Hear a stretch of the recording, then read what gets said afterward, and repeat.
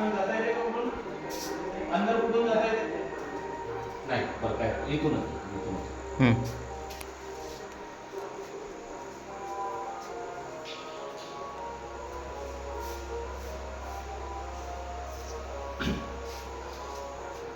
आज मी स्वतः समाजसेवक आमचे हितचिंतकासोबत मी आल्यामुळे माझा योग आज इथे चालून आला आणि अतिशय चांगला योग आलाय.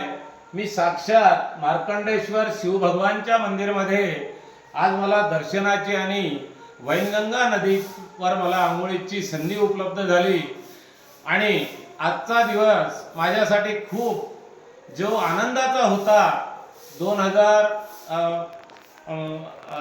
1999 मध्ये 22/99ला 6 वाजता माझ्या मुलीचा जन्म झाला आणि तिचं रागिनी नाव ठेवण्यात आलं आणि ती खरंच रागिनी होती.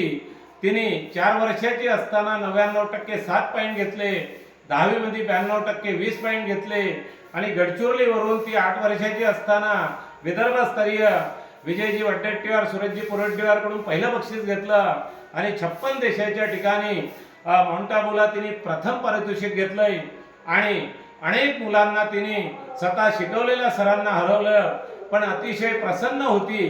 परंतु काही जलनखोर आई वडिलांनी तिला बुद्धिभ्रष्ट केली आणि आत्महत्या करण्यास भाग पाडलं आणि ती स्वर्गात गेली. मंगळवारी जन्म झाला तिचा आणि मंगळवारलाच रंगपंचमीच्या दुसऱ्या दिवशी 6 वाजता औषध घेतलं. सकाळी 6 वाजताचा संध्याकाळचा जन्म मंगळवारचा आणि सकाळला 6 वाजता औषध घेतलं. त्या दिवसाला आज जवळजवळ 7 वर्ष 15वा दिवस आहे आणि मला इथं जे संधी ज्यांनी उपलब्ध करून दिले त्यांना मी धन्यवाद देतो. आणि आता होणाऱ्या भारताच्या संसदेमध्ये जाणाऱ्या लोकप्रतिनिधीमध्ये मी 98ची लोकसभा यवतमाळ लढली आणि आर्णी चंद्रपूर 2009 मध्ये लढली.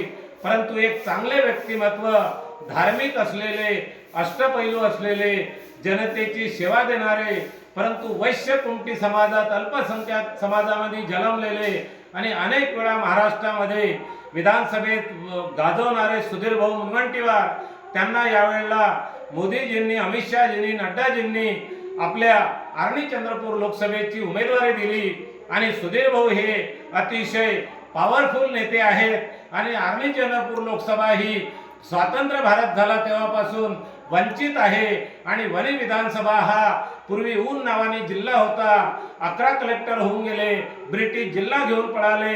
आतापर्यंत वणी विधानसभेला मंत्रिपद मिळालं नाही. आमच्या वणी मतदारसंघावर जो अन्याय झालेला आहे तो अन्याय सुधीर भाऊ 100% दुरुस्त करतील असा माझा समाजसेवक नारायण गोडे 5 वेळा आमदारकी लढलो, मी त्याचसाठी लढलो. परंतु जे कार्य सुधीर भाऊच्या हाताने होणार आहे तो वाटा त्यांच्यासाठी माझ्या रागिणीला एक चांगली जागा मिळावी. 7 वर्ष 15 दिवस झाले आणि सुधीर भाऊला माझी मुलगी मला डॉक्टर पाहणं पासून या विघ्न संतोषी लोकांनी वंचित ठेवली, तरी सुधीर भाऊ हे लोकसभेत जावे त्यासाठी मी मार्कंडेश्वर शिवशंकर भगवानला आणि सर्व देवी देवतांना प्रार्थना करतो. या होणाऱ्या 19 तारखेच्या एप्रिलच्या मतदानामध्ये सुधीर भाऊंचीच बटन दाबावी आणि लोकसभेत पाठवावे. ते प्रसन्न व्यक्ती आहे आणि साक्षात भगवान सारखं ते काम करतात. म्हणून मी त्यांना देवतांनी शक्ती प्रदान करावी आणि व्यसनमुक्त करण्यासाठी आणि बापाच्याच खांद्यावर मरणारे पोरं दारूपासून ते बंद करण्यासाठी सुधीर भाऊला आर्णी चंद्रपूर लोकसभेत निवडून पाठवावं दिल्लीमध्ये.